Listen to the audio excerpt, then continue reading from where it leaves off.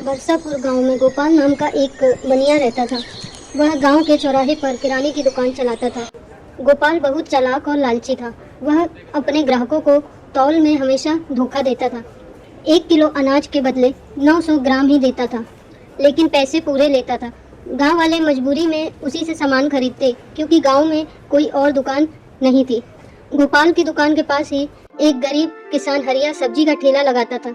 हरिया दिन भर मेहनत करता, खेत से ताजी सब्जियां लाता और ठेले पर बेचता, लेकिन गोपाल अपनी चालाकी से हरिया को बदनाम करता रहता था। अरे भाई सावधान, इस हरिया की सब्जियों में कीड़े होते हैं। मेरी दुकान से सामान लो, यहाँ सब ताजा और बढ़िया मिलेगा। गांव वाले गोपाल की बातों में आकर हरिया से सब्जियां खरीदना बंद करने लगे। हरिया उदास होकर अपनी बूढ़ी माँ से बोला, माँ, दिन भर मेहनत करता हूँ, लेकिन कोई मेरी सब्जियां खरीदता ही नहीं। गोपाल सबको मेरे खिलाफ भड़काता है कि मेरी सब्जियों में कीड़े हैं। माँ ने समझाया, बेटा, मेहनत और अच्छाई का फल देर से ही मिलता है, लेकिन मीठा मिलता है। तू हिम्मत मत हार। मेरे पास तेरे बाबू जी का पुराना कांटा है, इसमें कभी झूठ नहीं चलता। इसे लेकर कल सबके सामने अपना सामान तौलना, देखना सच की जीत होगी। अगले दिन हरिया अपना ठेला लगाता है और अपने बगल में माँ का दिया कांटा भी रखता है।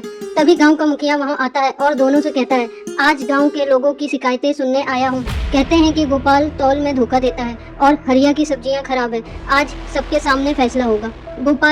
पहले गोपाल को बुलाया गया। गोपाल ने चीनी तौली, लेकिन जैसे ही मुखिया ने हरिया का कांटा निकाला, असली तौल सामने आ गया। गोपाल का वजन सचमुच 100 ग्राम कम निकला। गांव वाले हैरान रह गए। अब हरिया की बारी।